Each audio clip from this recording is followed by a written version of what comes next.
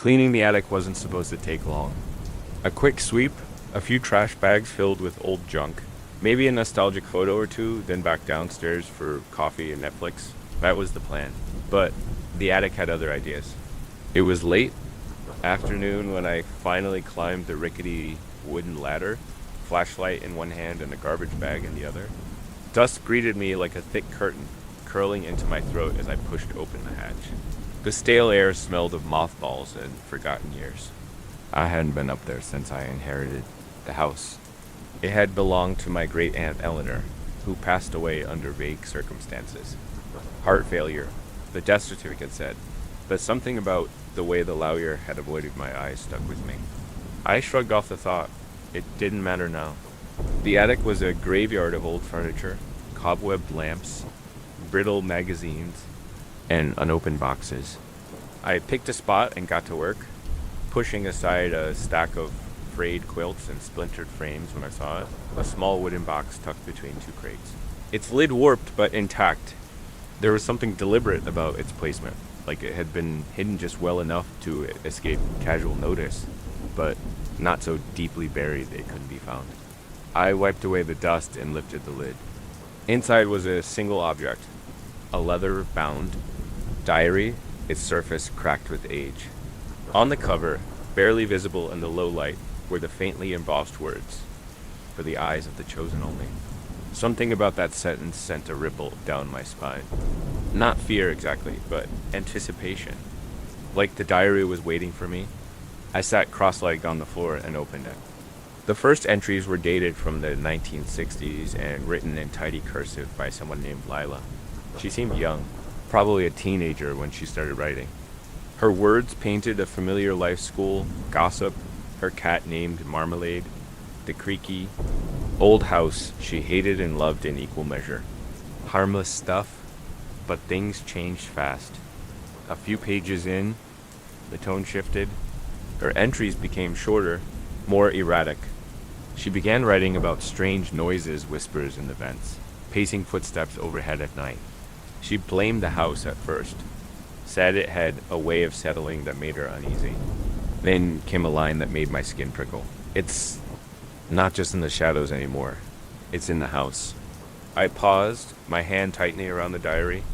The attic around me felt different still, but heavy, as though the air itself had thickened, pressing down on my chest.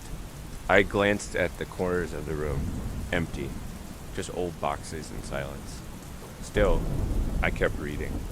2 days later, Lila's handwriting looked rushed, sloppy. She wrote of mirrors that didn't reflect what they should, and a voice hers but not echoing.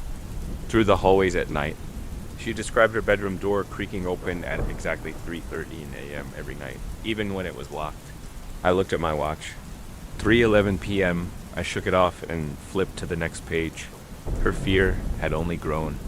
She described objects moving, a growing dread she couldn't explain, and the distinct feeling of being watched. Then this today I found. My name carved into the inside of the closet. I live alone. No one has a key. No one should have been here. I shivered, pulling the flashlight closer. That was more than paranoia. That was intrusion, violation. I tried to brush it off old. Trauma, maybe. A troubled girl in an old house? But something about her voice was too real, and I wasn't prepared for what came next. The final pages were nearly illegible scratches and frantic loops of ink, but a few phrases stood out among the chaos. "It knows me. It mimics me. It waits. It's looking for the next. And then it almost got in last night. I saw it through the mirror. It had my face. My pulse quickened. I slammed the book shut and sat back, dust kicking up around me. I should have stopped. Should have climbed down and left the attic sealed forever. But I didn't. I opened the diary one last time and turned to the very end. There was a new entry dated months after the second to last one. The handwriting was nearly unrecognizable. Slanted, desperate, as though Lila had written it with a shaking hand in complete darkness. I tried to leave. I burned the mirror. I tried everything. But it's not the mirror. It's me. It knows the next. And the next is The ink trailed off violently, the line torn at the end. But beneath the blotched letters, I could see faint indentations, like a pen pressed too hard against the page. I tilted the diary toward the light and gasped. There was a list. Dozens of names. All first names, most faded. But the last one was clear. Freshly written, as though added just yesterday. My name, next to it, today's date. The attic swam in silence as I stared at my name in the diary etched in the same shaking hand as all the others. Right beneath that haunting phrase, the next is the rest of the ink had torn off into a jagged scratch, but I didn't need it. My name, today's date, no denying it. A cold sweat broke across my skin. I backed away from the box, the diary still in my hands, clutching it like a talisman. The wooden floor groaned beneath me. A trick of old lumber, I told myself, just the house settling like it always did. But it didn't sound random this time. It sounded like footsteps, deliberate, slow, close. I swung the flashlight toward the far corner of the attic, its narrow beam slicing through dust and shadows.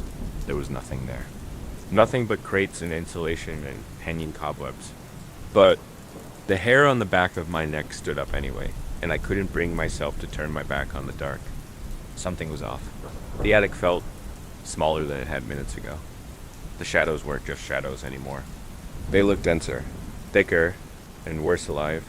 I crouched by the box and forced myself to look again at the last pages. My hands trembled as I flipped to the final entry. As if mocking me, the ink on the page began to blur and swirl, like water damage spreading right before my eyes. But it wasn't water. The letters were rearranging themselves. I blinked hard. New words appeared, curling into legible script in the same unsteady hand as Lila's. You were never meant to read this. My mouth went dry. The diary heated in my hands. The pages twitched like they were breathing, and I nearly dropped it. Then something moved. Not in the pages, but in the room. The corner of the attic where I'd just shined the flashlight. Something shifted. A flicker. Not like a person, not fully.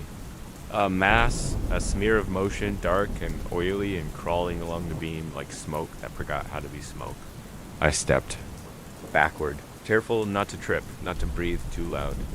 The diary hung limp at my side. I aimed the flashlight again, but the beam sputtered once, twice, and died.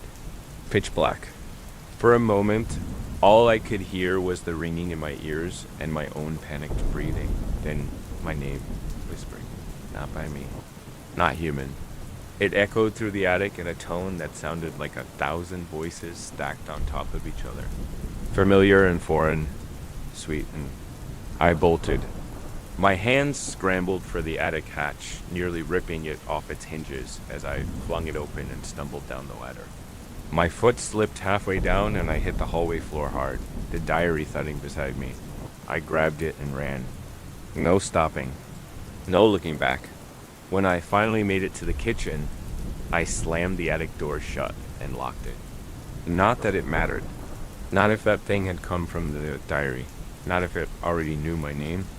I sat in the corner of the kitchen for over an hour, the lights all on, the diary in the middle of the floor like a cursed artifact.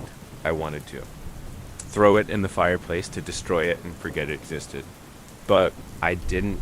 Something inside me, curiosity, dread, I don't know, kept whispering that I hadn't seen it all yet. That this thing, this presence, wouldn't stop just because I ran. It had picked me. It had known me before I even stepped foot in the attic. That night, I couldn't sleep. Every creak of the house set my nerves on edge. I taped the attic door, shut and barricaded it with a chair. At 3:30 a.m. exactly, I jolted awake. Something was pacing. Above me. I didn't dare move. I just listened. One step dot paused, another step. Back and forth, back and forth. Right above my bedroom. Then it stopped, and the quiet was worse. That was when I heard the whisper again, this time not calling my name. This time, it said, "You're already part of." The next morning I left the house. I needed answers. I drove straight to the county archives, hoping to find any trace of Lila. Death records, property transfers, hospitalizations, something. but there was nothing. No Lila registered to my house. No mention of a tenant by that name. No records of ownership before Eleanor. I checked birth records, death records, and even newspaper microfilm. Still nothing, like she'd never existed, but I knew she had. I had read her words. I had felt her terror, and whatever had happened to her was happening to me now. Back at the house, I stared at the attic door again, still sealed. Still silent, but only for now. I had made a mistake, the worst mistake. I had read the diary, and now it was writing back. The next few days were a blur of paranoia and sleeplessness. I stopped going to work. I barely ate. My phone stayed charged, but I stopped answering calls. Everyone thought I was just dealing with grief over inheriting the house, but they didn't know what waited in the attic, what watched. The diary hadn't moved from where I'd left it in the kitchen. It just sat there, closed and quiet. That should have been comforting, but it wasn't. It felt like bait. Like it was waiting for me to forget, to open it again. I kept the lights on day and night. Every hallway bulb, every bathroom fixture. The hum of electricity became a kind of white noise, a false sense of control.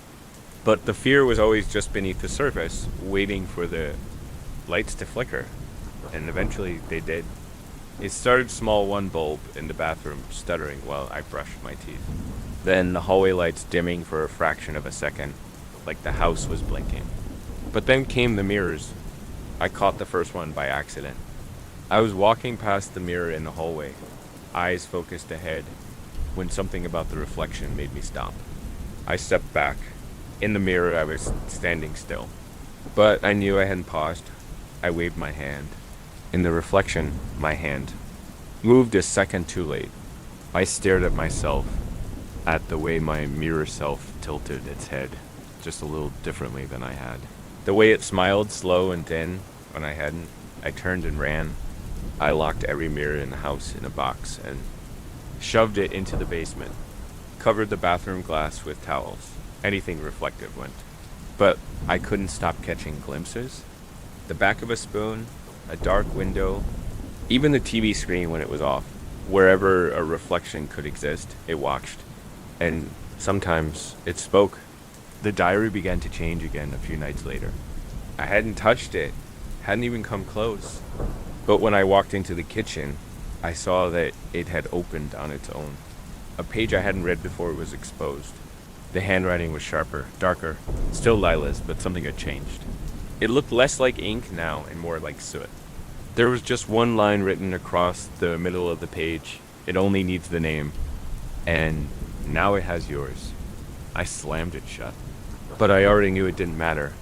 The damage had been done. The attic door, which I had sealed with duct tape and nailed shut, was now ajar. I hadn't heard a thing. I should have left then. I should have burned the entire house to the ground. But something about the whole thing made it feel like there was nowhere to run. Like it had seeped into me already.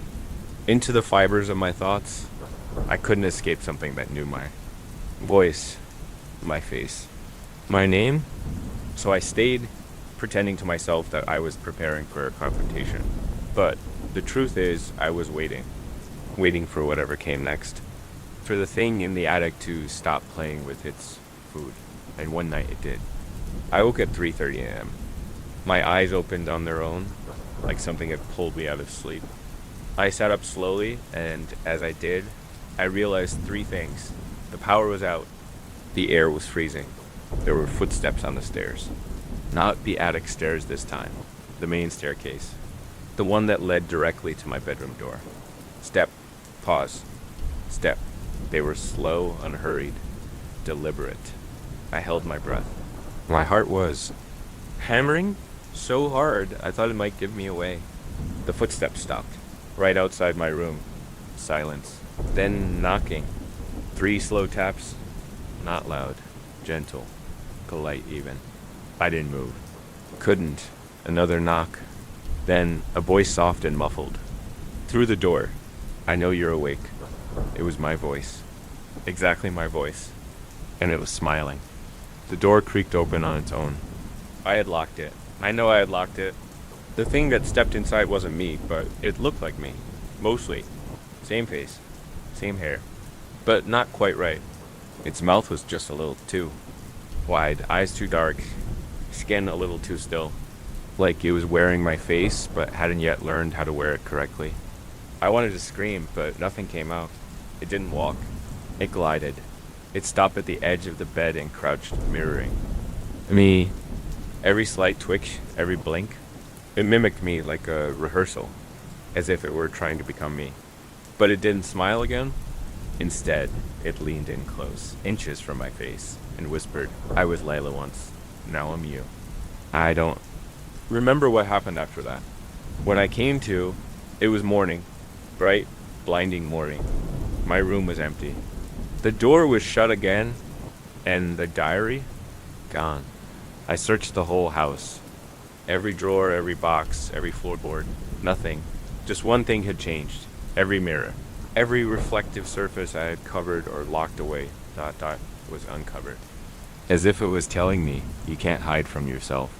I don't remember falling asleep, but I woke up on the living room floor, sore and disoriented, as if I'd been dropped there. The morning light filtered through the blinds like nothing had happened. Like I hadn't been face to face with something wearing my skin. I rushed upstairs. My bedroom was exactly how I'd left it, neat, undisturbed, still reeking of the cold. That had settled in hours earlier. The attic door was still cracked open, but I didn't dare look. But the diary was gone.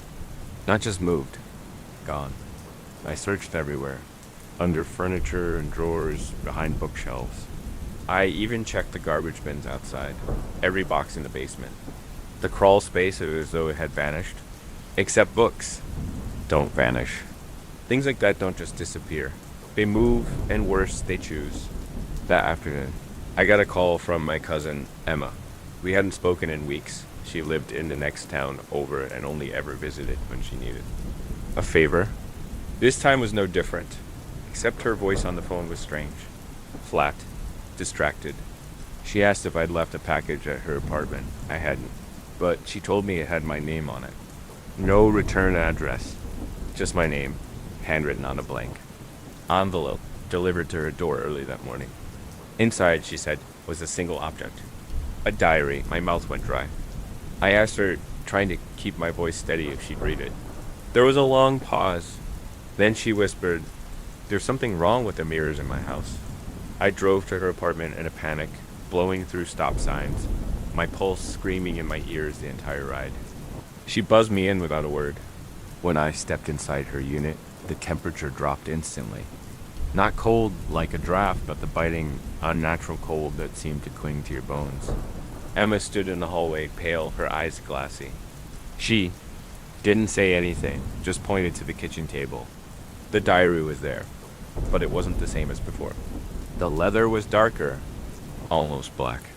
The words on the front, "For the eyes of the chosen only," were still etched into the cover. But they had deepened. The lettering cracked and filled with something that looked like dried blood. I didn't touch it. "Did you read it?" I asked her. She nodded slowly. Just the first page. I wanted to scream, to shake her, but it was too late. She had already started seeing them too. She told me about the knocking, about the footsteps at 3:30 a.m., about hearing someone whisper her name in her own voice, right behind her ear when no one was there, and she hadn't even read beyond the first entry. That's when I knew. It didn't need you to finish the book. Just to begin, to say your name. To know you, the rest would come. I begged her to come with me. To leave town, burn the diary, salt the ashes, whatever folklore could offer. But she refused. She said it wasn't the diary anymore. "It's me," she whispered, holding her arms like she was cold. "It's in me now." I tried to take the book, but she stopped me. Her grip was like iron. "You can't save me," she said, "but maybe you can stop it from spreading." I didn't know what to say. What could I say? I left her apartment, feeling like I was abandoning her. But in truth, I didn't know what I was running from anymore, because if the diary had moved on, what was the thing that had stayed with me? That night, I stayed at a motel an hour away. Clean, bright, impersonal. The clerk looked half asleep as he handed me the key. Room 213. I showered, kept the lights on, pushed the dresser in front of the door. No reflections, no books, no attic doors. Still, I couldn't sleep. At exactly 3:30 a.m., the TV turned on by itself. The screen was black. No input, no channel, just a faint static hum. Then the image appeared. Grainy, dark, faintly pulsing like old VHS footage. I was looking at myself. Not from the motel bed, but from inside my house. From the attic. The figure on the screen stood in front of the attic window, staring out. But the face wasn't mine, it was almost mine. Off by a few degrees. A smile that was too slow. Eyes too hollow. It stared into the camera until the screen went black again. Then the words appeared. You moved. So I moved too. I checked out of the motel before sunrise. The clerk barely looked up when I dropped the key on the counter, but I noticed something strange. His reflection in the glass behind him wasn't moving in sync. It lagged just by a fraction of a second. I didn't say a word, just walked out and drove. I didn't know where I was going.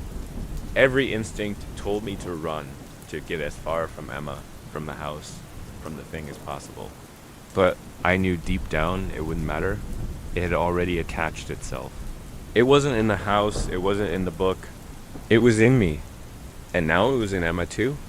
I kept driving until I found myself outside the city library.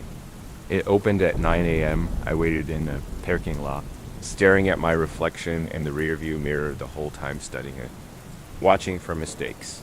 It didn't blink when I did. Inside, I headed straight to the archives, local history, death records, obituaries, land deeds.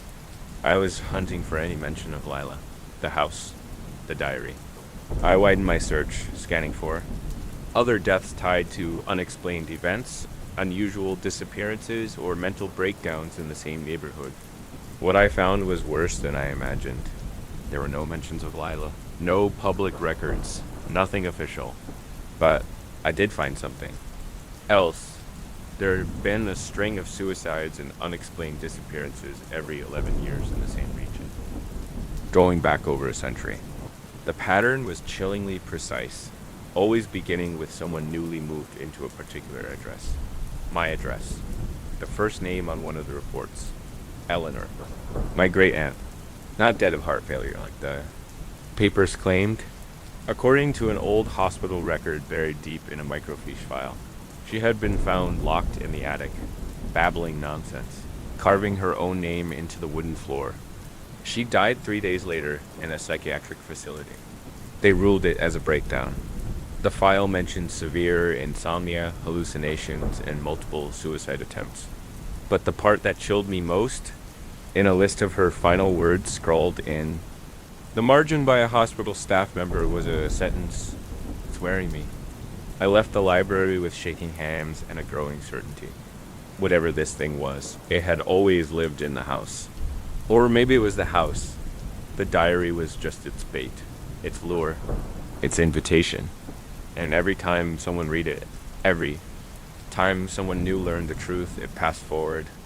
It learned your voice, your habits, your name, and then it began the process. Mirrors, whispers, pacing, becoming. But it wasn't just trying to possess you. It was trying to replace you. I called Emma. No answer.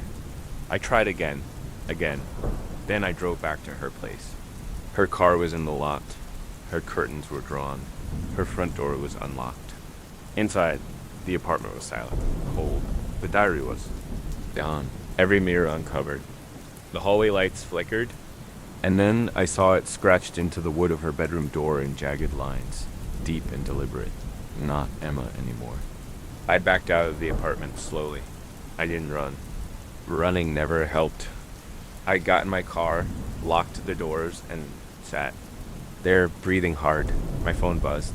A text from Emma's number. Come home. 3 dots. Typing. Then another message. We can still be you. I threw the phone onto the passenger seat and floored the gas pedal. But as I sped down the highway, something hit me. What if this thing didn't just mimic one person at a time? What if every name in the diary, the list Lila started, still exists somewhere? What if it wasn't one entity, but many copies, shadows? Each time someone opened the book, they made another one, another version. And if that's true, then I'm not just being hunted, I'm being replaced. I didn't go home. I could not when I no longer trusted what home even meant. Instead, I drove out to the old quarry on the edge of town, where phone signals dropped and streetlights gave up. I parked on the gravel, turned off the engine, and sat in the dark with nothing but the sound of crickets and my own heartbeat. I pulled out my notebook and began to write, not because I thought it would help me escape, but because if this thing was going to erase me, if it was going to wear my face and speak with my voice, then I wanted some kind of record, something real. Because here's what I think. The diary doesn't contain the thing. The diary is how it remembers. Each name, each person, their fear, their thoughts, their essence of its pages, one by one. It doesn't hunt. It archives. It collects people like books. And I was on the shelf now. I drove back to the house. Not because I wanted to. Because I had to. If the diary had returned to me once, it could again. I had to face it, maybe even finish what Lila started. I stepped through the front door just before midnight. The house was dark, still, waiting. I turned on the lights. Nothing. I walked slowly down the hallway, the wood groaning beneath my feet. Every photo on the wall, every picture of me, of Eleanor, of childhood memories was gone. Replaced with black and white photographs of unfamiliar people, men, women, children, blank-eyed, but I recognized them. They were the names I had read in the diary. It was like a hall of portrait souls it had claimed. And at the end of the hallway, on a pedestal that hadn't been there before, sat the diary. Open. A blank page fluttered in the candlelight. I stepped toward it. One line had appeared at the top of the page. Entry begins. August 1st. Subject. My name. It was writing me. Document my choices, my thoughts. I turned to the previous page. Emma's name. Before that, Eleanor, Leela, and hundreds more. All of them listed with dates, locations, notes. But in the margins, written in different, desperate handwriting, were words like, not me anymore. It remembers everything. I can still see through its eyes. Please burn this before it turns the page. I backed away. But then I saw the mirror. It hadn't been there before. Tall, ornate, with a frame of black wood carved into impossible shapes. It stood directly across from the pedestal, angled so you could not look at yourself while reading. I stared. At first it was me, just me. But the reflection blinked before I did. Smiled when I didn't, and then it spoke. You've written enough. The lights died. The air dropped 10 degrees. And then the thing stepped out from the mirror. Number, sound, no footsteps. Just a shift, like ink sliding off the page. It took a few seconds for my mind to understand what I was seeing. It was me, but not quite. Like someone had drawn me from memory and got the details wrong. The shoulders were wrong. The eyes were flat. The smile never left its face. It carried the diary in its hands. It placed it gently on the floor at my feet. Then it whispered, "It's your turn to remember." And then it walked past me, down the hallway, into the rest of the house, to live my life. To replace me? And I let it. I don't know why. Maybe I couldn't stop it. Maybe no one can. Maybe that's the real horror. Not being killed. Not being haunted. But being rewritten, forgotten, filed away. I live here now, in the attic, or what's left of me does. I write day after day in a book that never fills up. Pages turn, entries grow, names are added. I am just another archivist now. Another voice, another echo. And when the next one moves in, when they find the box, when they open the diary, I'll be the one whispering. It's your turn to remember. The night was thick with silence, the kind that seems to stretch out. Too full, too heavy. I sat in the corner of my cabin, hunched over a sketch pad, my pencil dragging lazy lines across the paper. I had been working on the same drawing for days now. Every attempt came out wrong. Too dark, too erratic, like my hand wasn't my own. Outside, the wind didn't blow. No leaves rustled. No owls called. Just stillness, unnatural stillness. Then came the scream. It sliced through the silence like a knife through silk. My entire body jerked. The pencil snapped in my hand. At first, I clung to logic. Fox, maybe a coyote. Something wild. But no animal screamed like that. It wasn't primal or feral. It was human. Worse, it was familiar. It sounded like me. Not just similar. Not just vaguely alike in tone. It was my voice. Crying out in a way I didn't recognize but could feel. Deep in my bones, I stood slowly, legs trembling, and crossed the room to the window. The curtains were thin and moonlight filtered through them like veins of frost. I pulled one aside with 2 fingers and peered out into the dark. The woods stared back, blank and breathless. Trees stood like skeletal sentinels in the pale light. Nothing moved. My hand hovered over the window latch. I wanted to bolt the window shut. But another part of me, the same part that had been twitchy and restless all day, urged me to go outside. Like something was waiting, watching.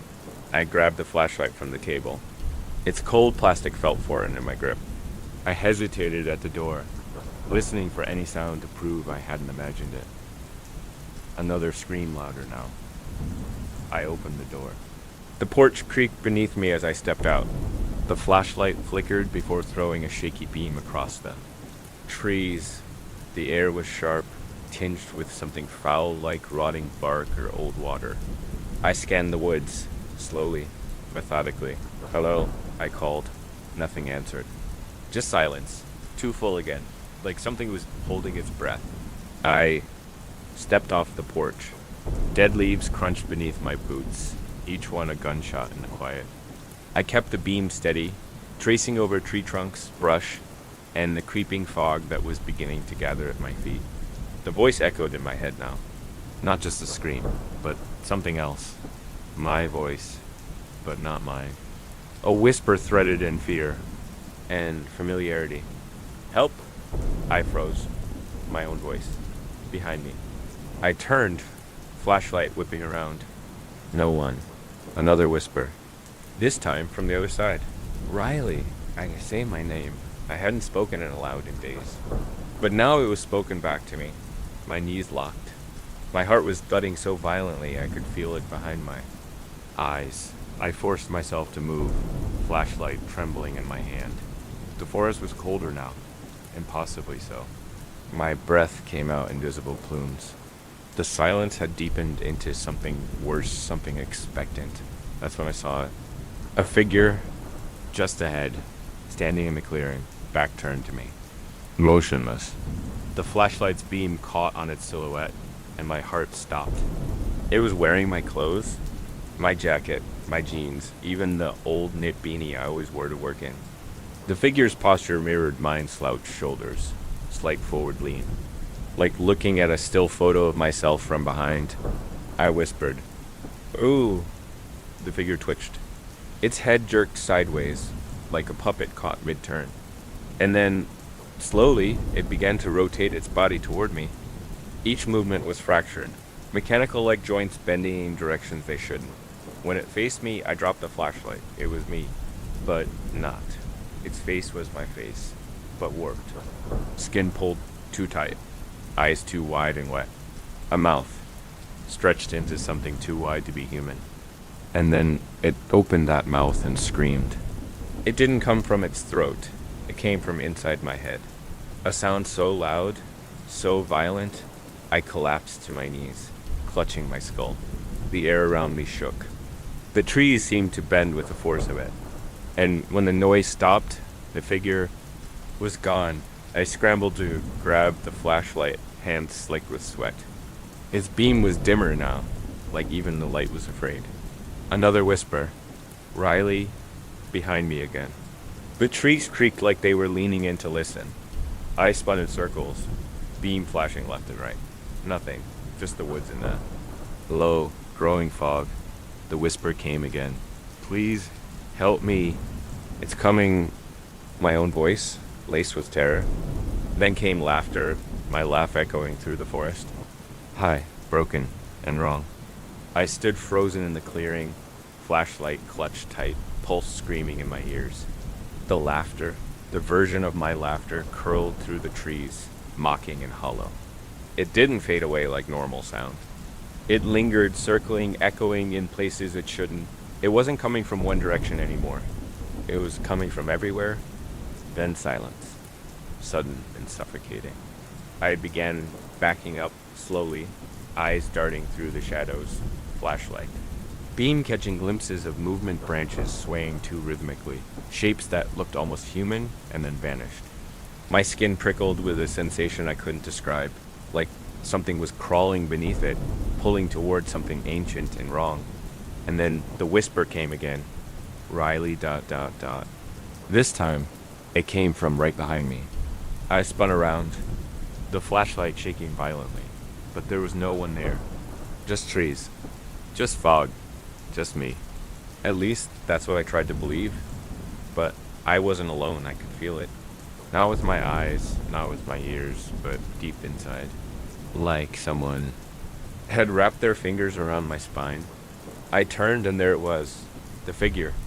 Me, but not me. Standing maybe 10 feet away, half shrouded in mist, one hand hanging at an unnatural angle. It didn't blink, didn't breathe. It just stared. Its grin widened, stretching, cracking at the edges like paper tearing. Then it took a single step. Forward. I stumbled backward. Another step. Stay away. I shouted, "You're not real." Its voice came next, not a scream, not a whisper. A statement, flat and final. I am you. I bolted. I didn't know where I was going. I just ran, blindly, crashing through the underbrush. Flashlight bouncing wildly in my grip. Branches whipped against my face and tore at my clothes. I could hear the thing behind me. Its footsteps weren't fast, but they were deliberate, purposeful, like it knew I wouldn't get far. I tripped on a root and hit the ground hard. The flashlight skidded out of my grasp, landing a few feet ahead. Its beam now angled uselessly up at the trees. I scrambled forward, reaching for it, and froze. There, just inches away from my outstretched hand, was another hand. Fingers grimy, gray, and wrong, poking out from the soil. Like it had crawled up from beneath the earth just to meet me. I screamed and scrambled backward. The hand didn't move. It was just there, waiting. As if it had known I'd fall, right? Here. I grabbed the flashlight and ran again, this time without looking back. Branches clawed at me like fingers trying to drag me down. The woods grew denser, darker.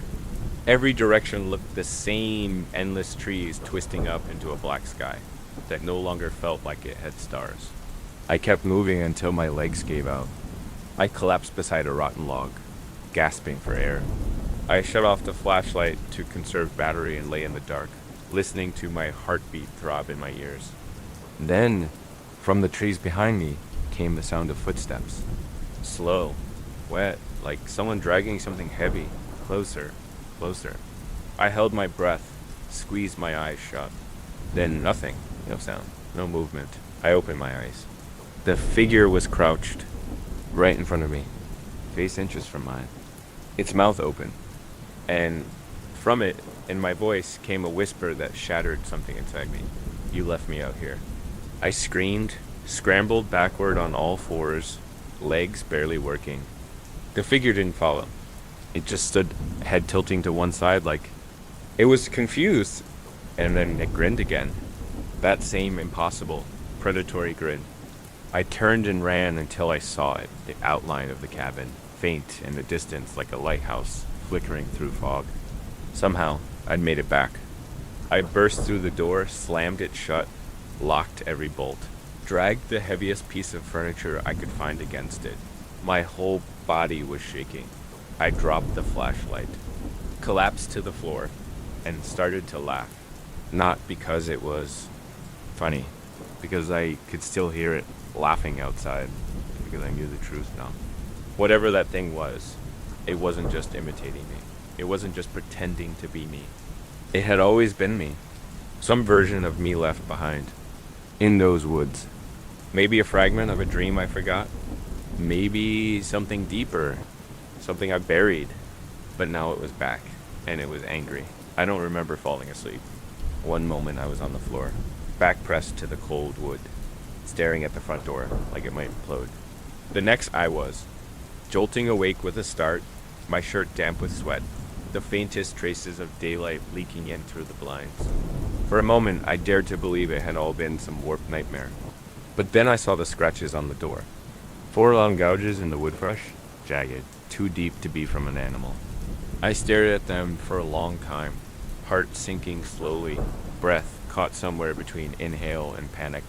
My hand went to the flashlight still lying beside me, as if holding it might protect me from what had been out there, or what might still be in here. I didn't hear it again that morning. No footsteps, no whisper, no scream. But that wasn't comforting. It was worse. It meant it was waiting. I tried to go about my day like normal, cooked some eggs, made coffee, sat at the table and stared into my mug without taking a sip.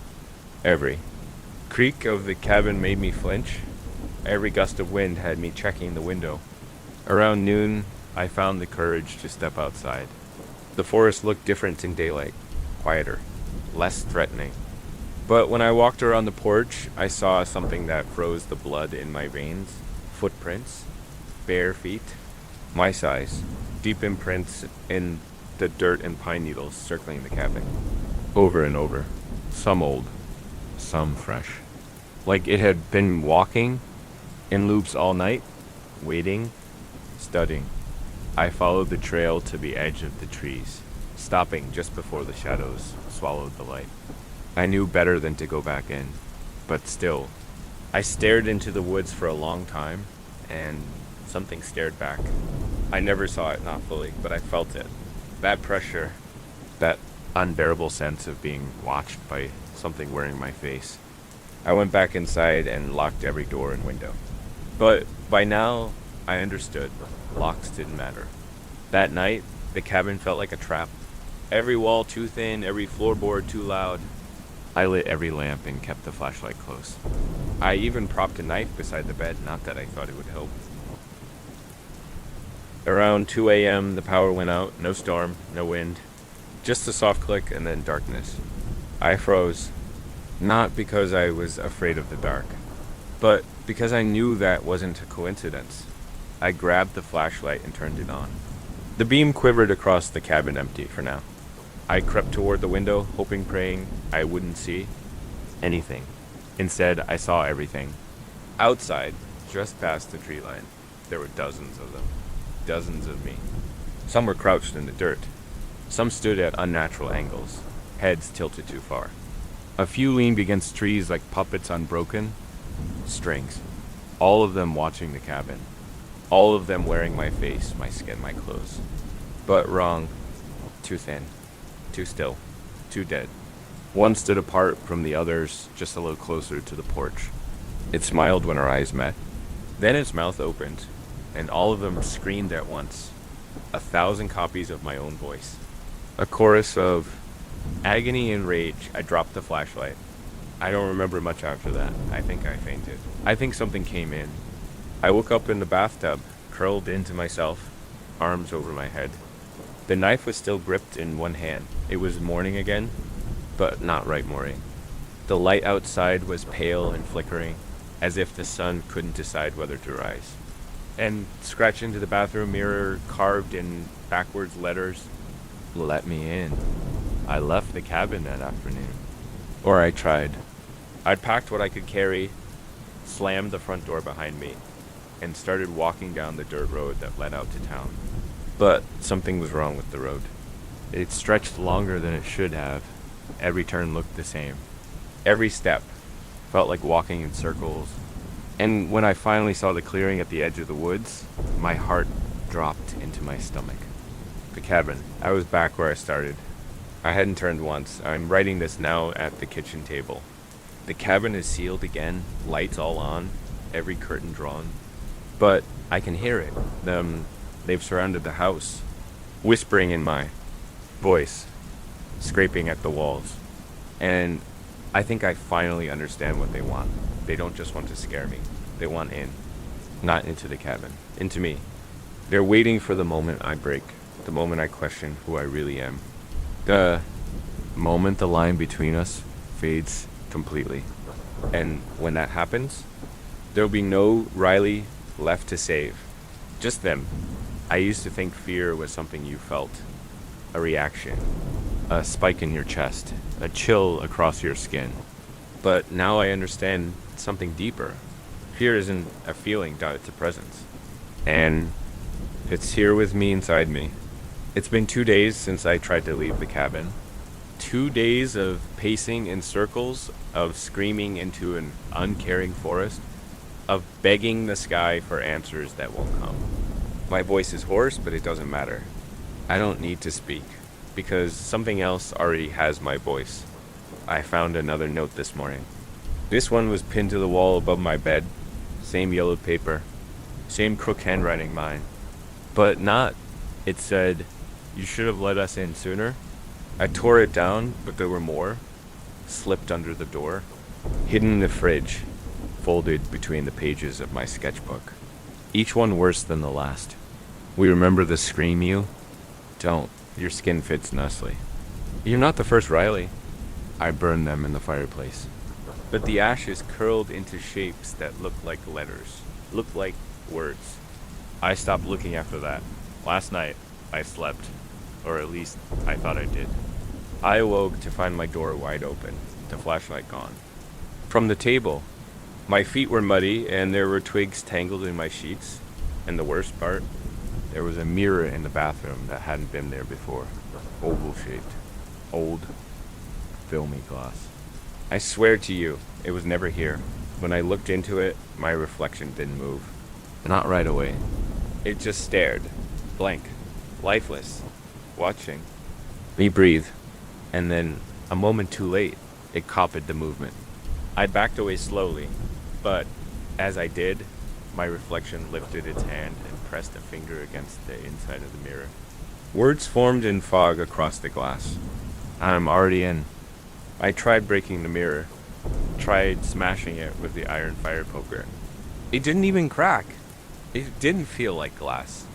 It felt like water. Thick, cold, alive. When I pressed my hand against it, it rippled. And for one long, terrifying moment, I thought I saw them. Inside, those not quite Rileys floating just beneath the surface, watching, smiling. I haven't touched it again. I won't. There's something else now. A change in the air. A pressure building, like the moment before a thunderstorm. The cabin feels too small, as if the walls are being pushed inward by something huge and unseen. The windows rattle. The floorboards creak when I'm not standing on them. And sometimes I hear footsteps upstairs. But the cabin doesn't have a second floor. At least it didn't. Today I opened the front door, not to leave, just to look. The forest is wrong. The trees are taller, thinner. Their bark is pale, almost white, and the leaves are gone. It's like winter, but it's August, and there are no birds anymore, no wind, just silence, and the figures, dozens of them now, surrounding the clearing. Some were my face, others ... don't. Their mouths hang open in a silent scream, and their eyes glow faintly in the dark like dying embers. They don't move. They don't need to, because I can't leave anymore. Every time I walk beyond the porch, the woods bend to bring me back. Time loops, paths fold, space lies. I am trapped in a loop built by my own voice. Tonight, I heard something worse than the scream. I heard laughter. It wasn't loud. It wasn't even fully audible. But it was mine, not from outside, from the basement.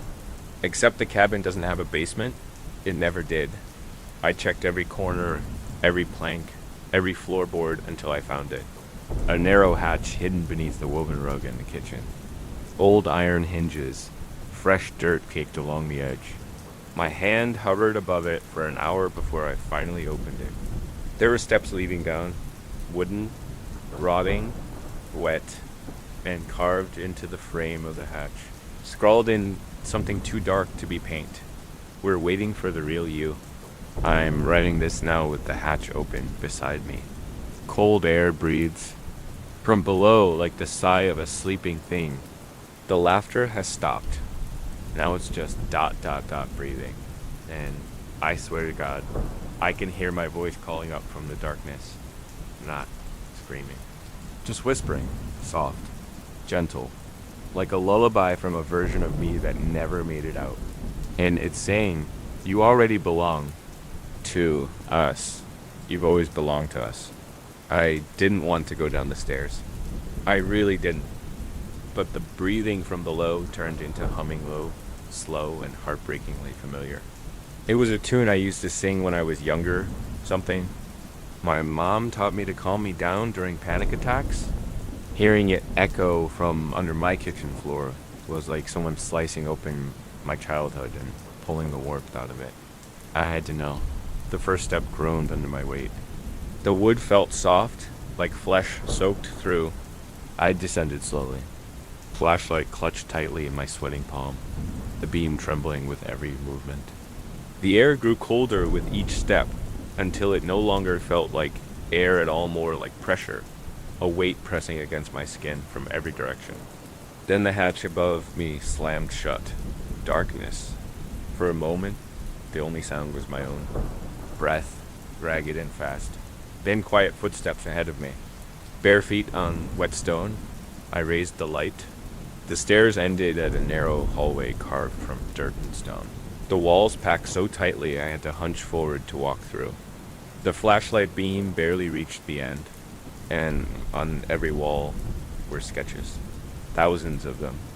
Drawings torn from notebooks, charcoal smeared on bark, scraps of paper covered in frantic scribbles. All of them showed the same thing. Me, screaming. Me crying.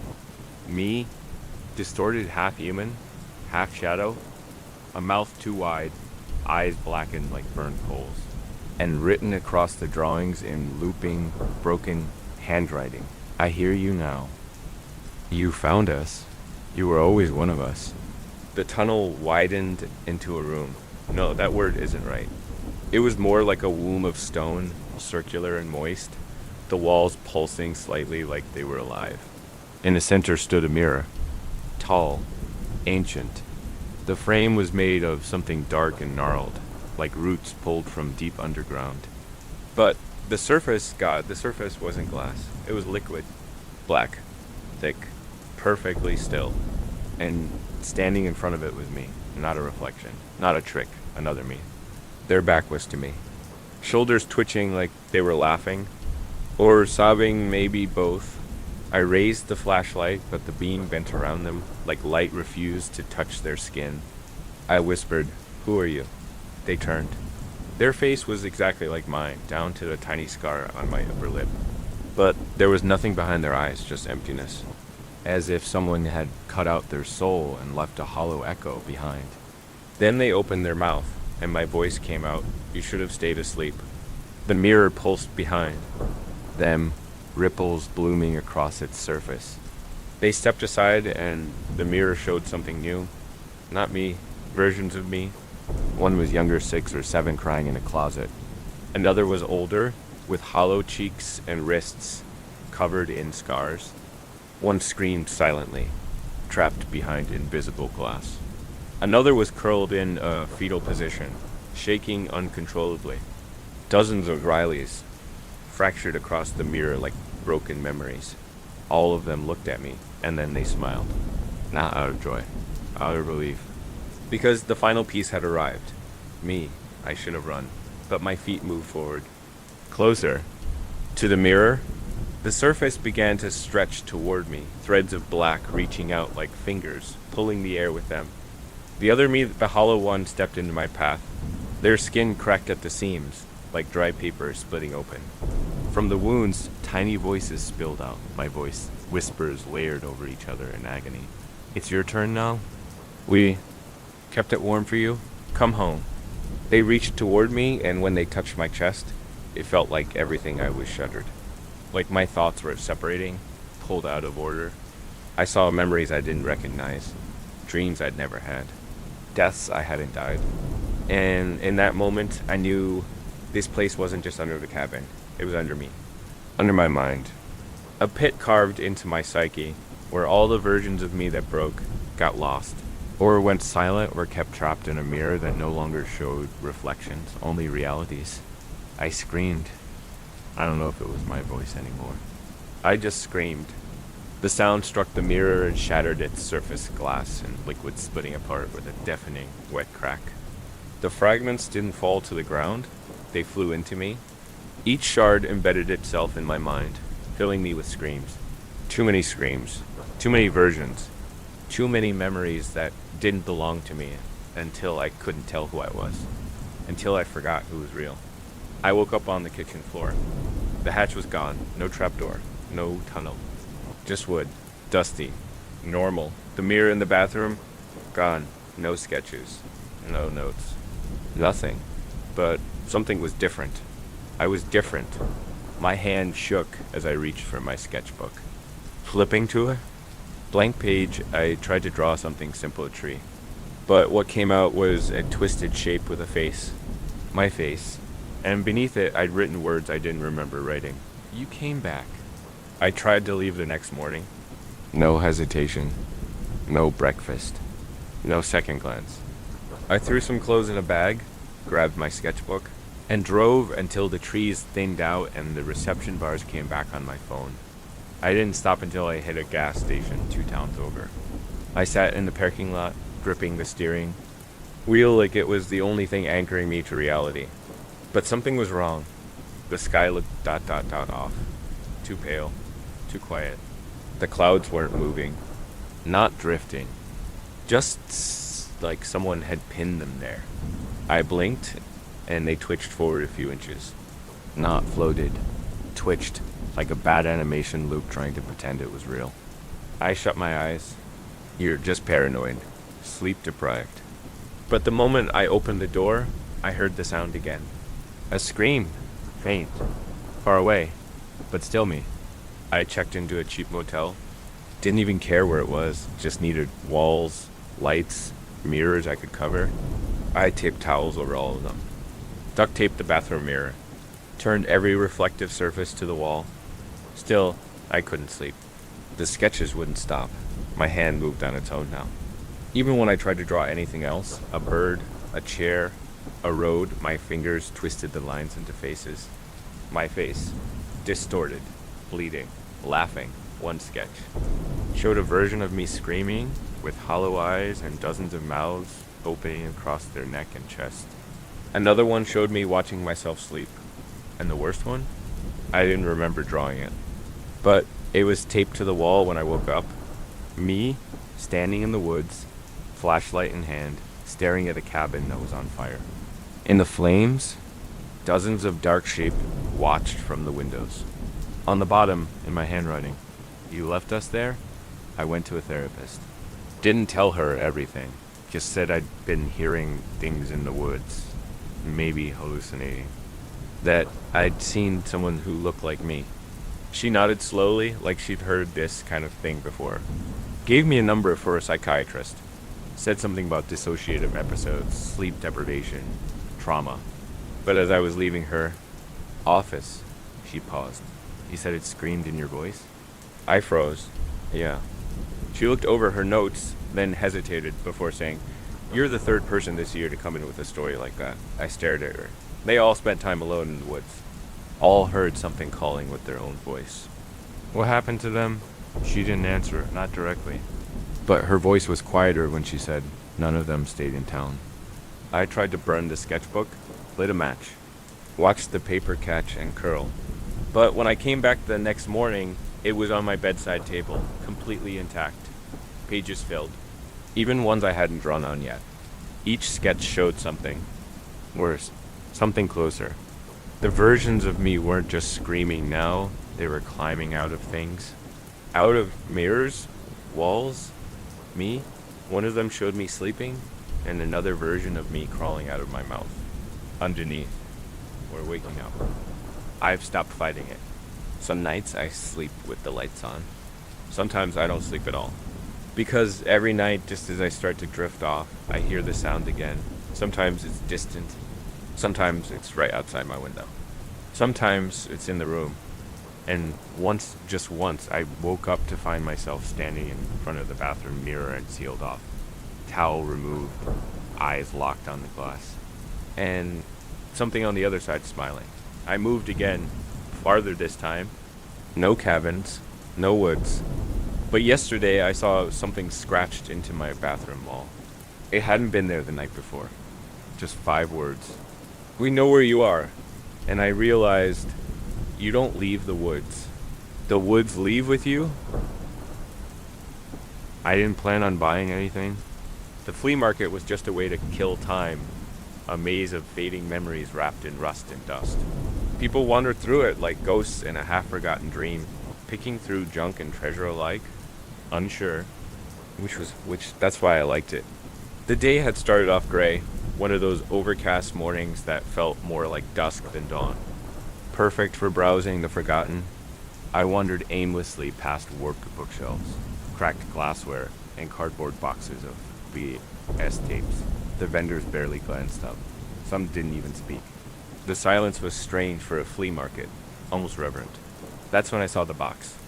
It was half buried beneath a folding table, shoved behind a row of mannequin limbs and broken speakers. Something about it tugged at me, not visually, not logically, but in that deep part of your gut that knows when something isn't quite right. Inside was a mess of junk. Melted candles, rusted lighters, a music box with no lid. And on top, resting crookedly like it had been placed last minute, was a camera. It was old.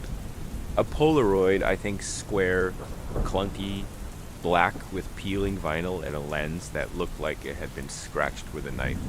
Dust coated every inch of it, but what really caught my eye were the symbols. Faint scratches had been carved into. The edges of the camera, circles intersected with jagged lines, little loops with dots in the center. They weren't random. They were precise, deliberate, not decoration, not damage. Ritualistic, maybe. How much for the camera? I asked. The old man behind the table. His eyes didn't even move. That one? $5. Don't bother trying to use it. Doesn't work. I handed him the bill, half expecting him to suddenly change his mind. But he didn't. He took it with a nod and turned back to whatever he was staring at. I left with the camera in a paper bag that smelled like mildew. Back at home, I set it on the kitchen table and stared at it while the kettle boiled. I don't know why I couldn't just leave it alone. It should have been nothing, just another broken relic in a world full of forgotten things. But it felt expectant. I cleaned it up a little, brushing away the dust with a damp towel. That's when I noticed something else. The compartment wasn't empty. Inside was a single cartridge of unused instant film, probably expired. But something told me it would work. I popped the back shut, aimed the camera lazily at the empty kitchen table, and pressed the shutter.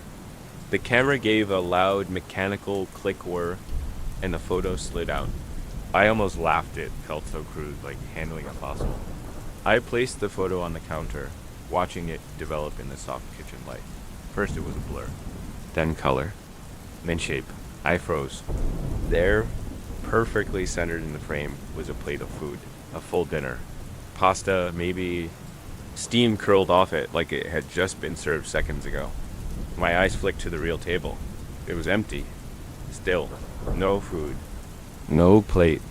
Just scratched wood and a single ring of water from the mug I'd forgotten earlier. I stared at the picture again. My mouth went dry. The steam was still there. I turned the Polaroid over, half expecting a message or a trick, but it was blank. No label, no ink. Just the usual chemical coating and that faint, sour scent of development. Fluid.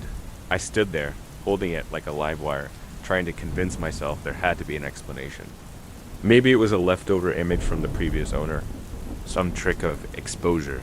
Maybe the film had ghosted an old memory. But no one else's dinner should have ended up on my table. I should have stopped there. I know that now. But the mind, it doesn't want sense. It wants answers. So I took another picture. I aimed the camera at the couch across the room, empty but draped in a folded blanket. Another click, another whir. Another photo slid out with an almost hungry motion, like the camera wanted to show me something.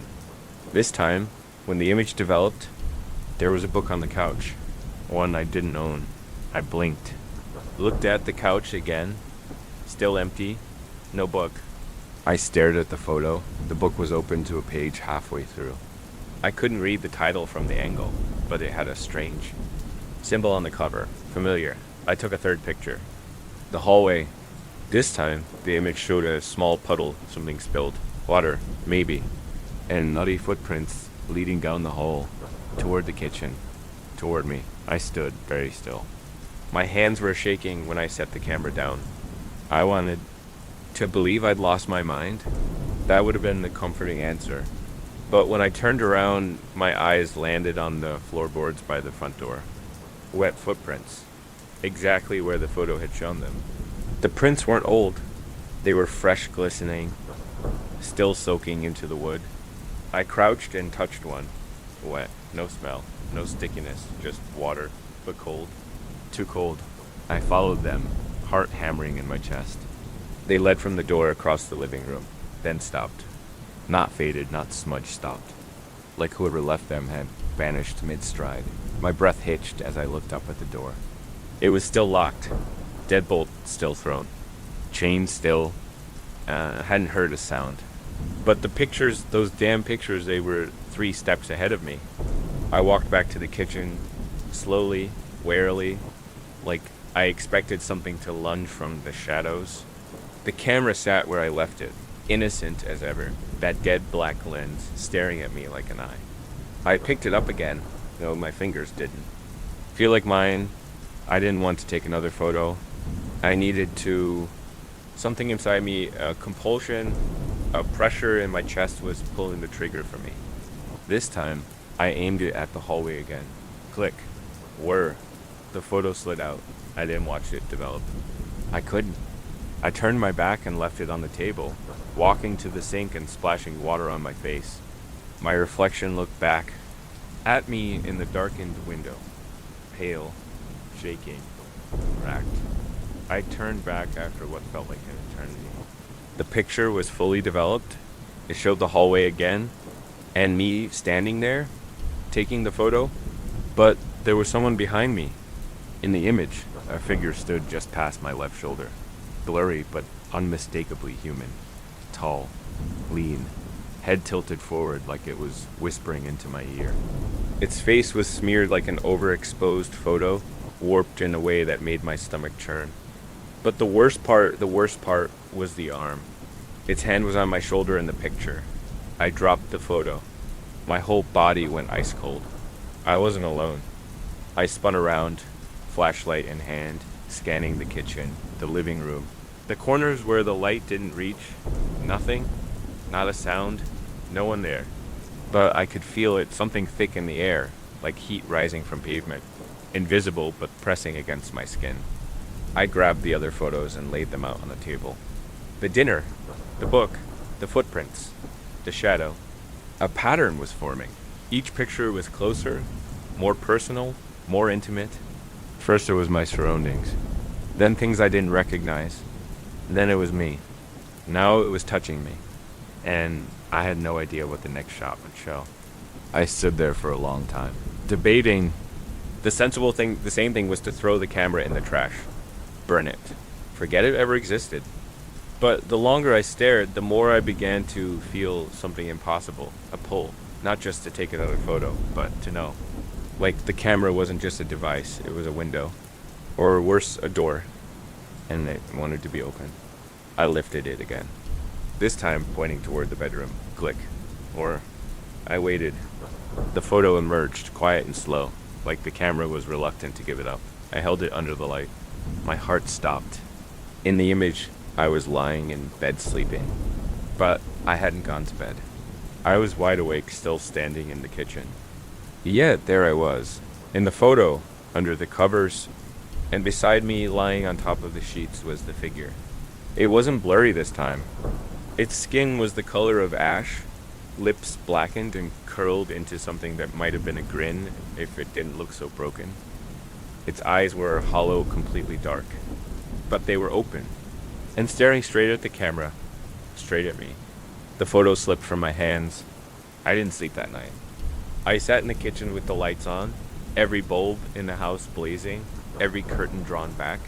The camera sat on a table and I stared at it like a cornered animal. I didn't dare take another photo, but I also didn't dare look away. Around 3 a.m., I heard something. A soft thump, like footsteps, from the bedroom. I didn't move. Another step, closer. I pressed my hand over my mouth to stop myself from screaming. My eyes flicked to the hallway, but I didn't dare shine a light. I was afraid of what I'd see. Or worse, what would see me. And then nothing. Silence again. Until I turned my head and saw the last Polaroid had changed. The bed was empty now, but the camera was in the frame. And in the reflection of its lens, a figure standing behind me. I didn't sleep. Couldn't. I sat at the kitchen table with the camera and the photos spread out like a deck of cursed cards, each one more damning than the last. The last photo, the one that changed, still sat where I dropped it.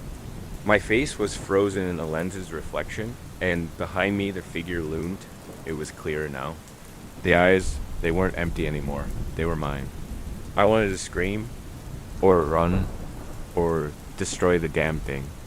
But I did none of those things. Because I was starting to believe something I didn't want to admit. The camera wasn't showing me ghosts. It wasn't predicting the future. It was replacing it.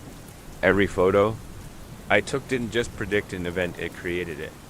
Or rewrote it, and each shot brought whatever it was closer. I needed help. Anyone, a friend, a priest, a demolition crew. I grabbed my phone and scrolled to the first name that popped into my head, Nick, my old college roommate. He was into the paranormal back in the day. We lost touch after school, but I remembered him posting about some fringe podcast now and then. It was a long shot, but I dialed. He picked up on the third ring. Hello, Nick? It's Riley.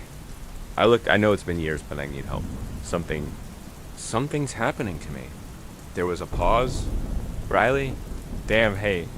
Are you, what kind of help are we talking? I tried to explain. The cabin, the camera, the photos. My voice shook the whole time. I could hear Nick breathing on the other end, slow and measured. Like he was trying to decide if I was insane. I know how this sounds, I finished. But I swear to you, I'm not imagining this. Silence. Then Nick spoke. Don't take any more photos. My blood ran cold. You believe me?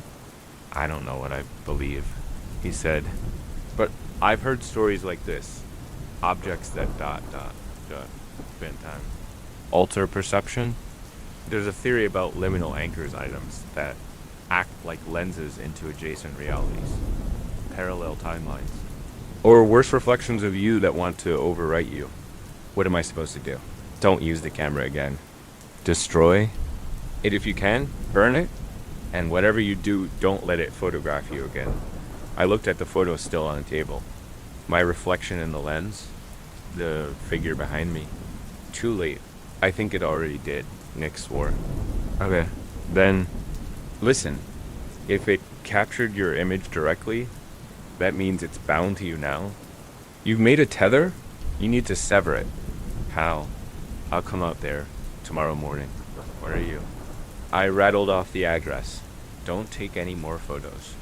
Don't even touch the damn thing. Just keep the lights on and wait for me. We hung up. I stared at the camera sitting there in perfect stillness. I backed away, went to the bedroom, closed the door, but sleep didn't come. Because as I lay in bed, covers pulled tight, I heard the softest sound from the kitchen, click, followed by the slow mechanical whir of the photo developing. I hadn't touched it. My blood froze. I got up, slowly, every instinct screaming. Not to go in there, but I did. I stepped out into the hallway, heart pounding, breath shallow. The kitchen light buzzed above.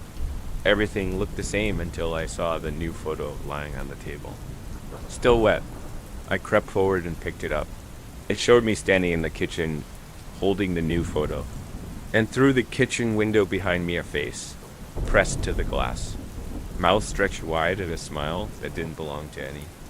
human I'd ever known. I dropped the photo, and the front door creaked open, all by itself.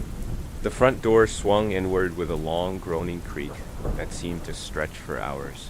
I didn't move at first. I couldn't. I just stared at the open doorway, expecting someone or something to step through. The forest beyond was a blur. Of moonlight and swaying trees, the porch empty, silent. But I felt it, a presence, like a held breath, like something watching. I finally forced myself to move, inching toward the door, with the flashlight in one hand and a knife from the kitchen in the other. My pulse thundered in my ears. No footprints, no wind, just the door, now wide open, as if inviting something in. I kicked it shut and slid the deadbolt back into place. Then I locked the chain. Then I shoved a chair under the knob. Nothing about. It made me feel safer. On the floor, the new photo still lay where I dropped it, me holding the photo. The face in the window. I picked it up again, staring at the expression in my eyes blank, hollow, like I'd already lost.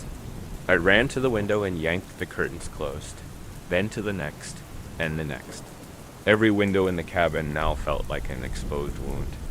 Every reflective surface a trap. The camera hadn't just shown me the future. It made it happen. It had taken my image and now something else was wearing it. The camera sat on the table, inert, asleep, for now. I covered it with a towel. That made it feel marginally less powerful. I even threw a bowl over it. Irrational, maybe, but it helped. I slumped against the wall, clutching the photo like a warning. Because that's what it was, wasn't it? A warning. Not just a prediction. A promise. The thing dash me dash, but dash not dash me dash was coming. I stayed up all night, every noise in the woods sending my heart into overdrive. Branches scraped against the roof. The fridge buzzed. Once, the wind howled in a way that sounded like whispering. I didn't dare sleep. When the first dull gray light of dawn crept in, I breathed a sigh of relief. Nick was coming. I just had to hold on. But the moment sunlight touched the windows, I noticed something. Another photo. It hadn't been there when I closed my eyes, not. Even for the brief moments I dozed off, it was placed perfectly in the center of the kitchen table. My blood turned to ice. I approached it like it was a landmine. It showed Nick, standing on the cabin porch. Only his eyes had been blacked out, burnt. Right through the photo.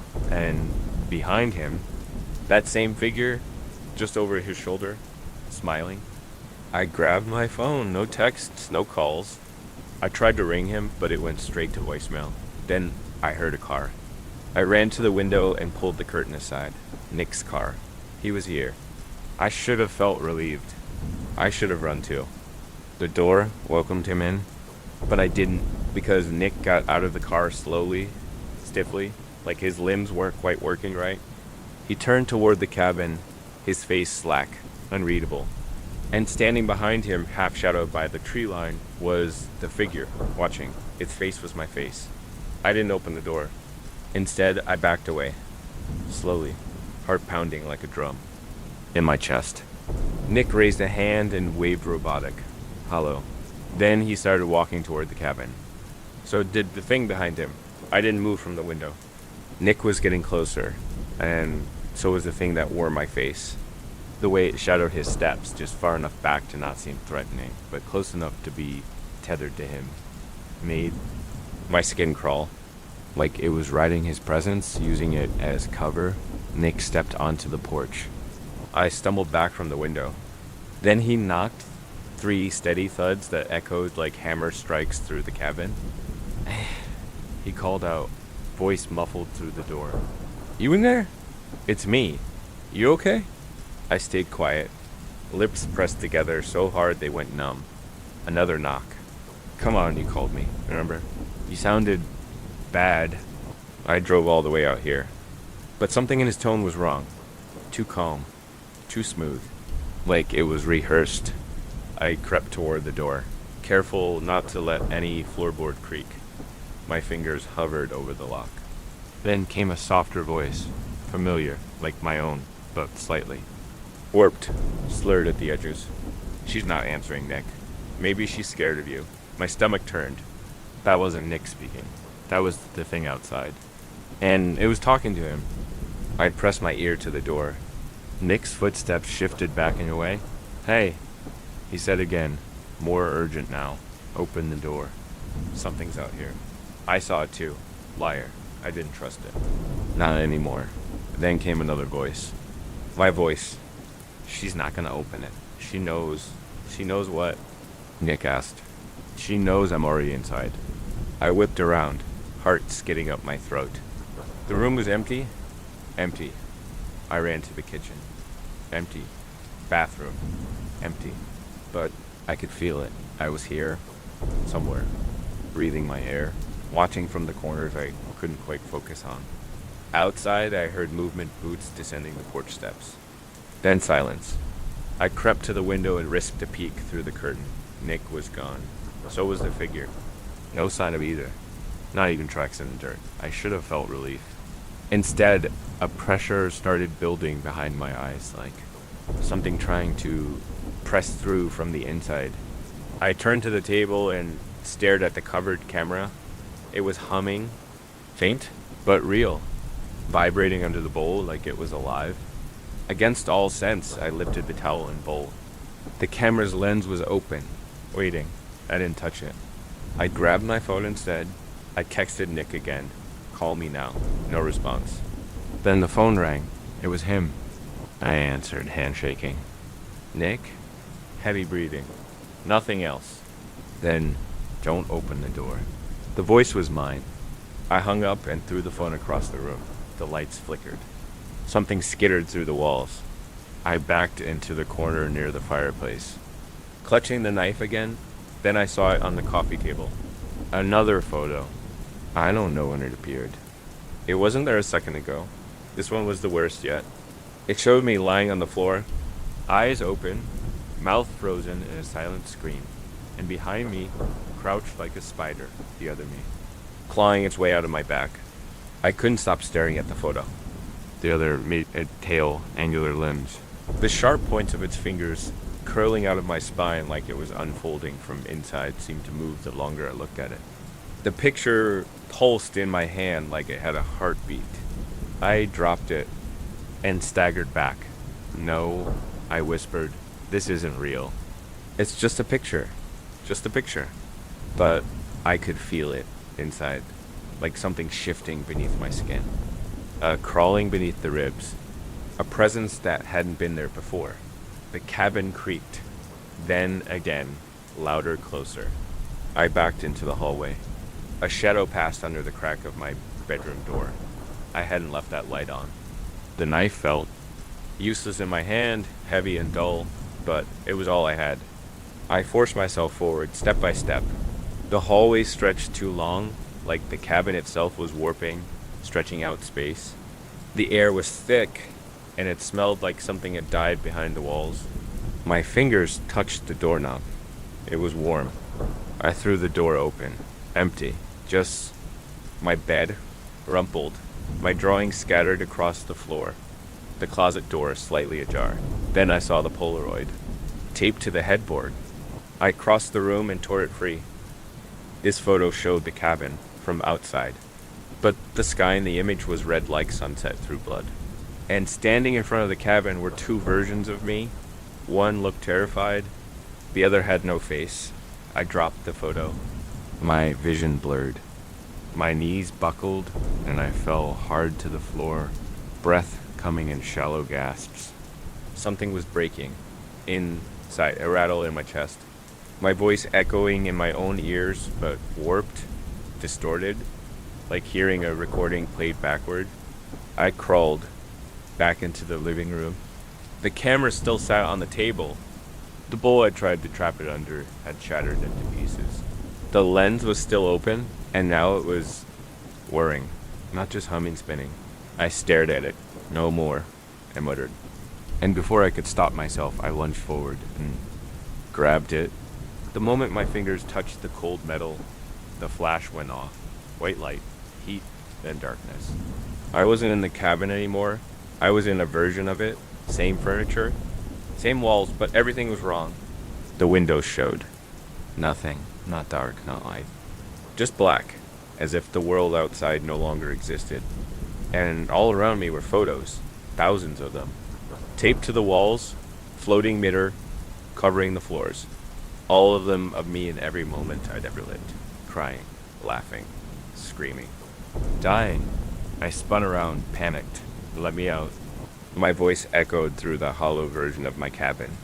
And then I heard it again. Footsteps. Soft. Slow. Deliberate. And then my voice. You took the picture. I turned and came face to face with it. The copy. Me, but wrong. Hollowed out. Empty-eyed. The skin of its face slowly splitting as it smiled wider than was humanly possible. You didn't read the instructions, it whispered. What? Instructions? It held up a slip of paper. Burnt, charred at the corners, barely legible. But I could make out the words, "Do not photograph yourself." Then it lunged. I screamed and everything went black. I woke up in daylight, back, in the cabin, the real cabin. The photos were gone. The camera was gone. But the scar on my hand where I touched the lens remained. Nick finally called back later that day. Said he never made it out to the cabin. Said he got a flat tire 2 miles from his place and turned back. But I remember hearing him outside. Or something that wore his voice. I burned the photo, the one with the thing crawling out of me. But the others keep showing up. On my desk. On my pillow. Taped to the mirror. Always of me.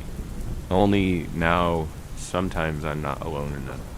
Something stands behind me in the frame, watching, grinning, waiting for the next picture.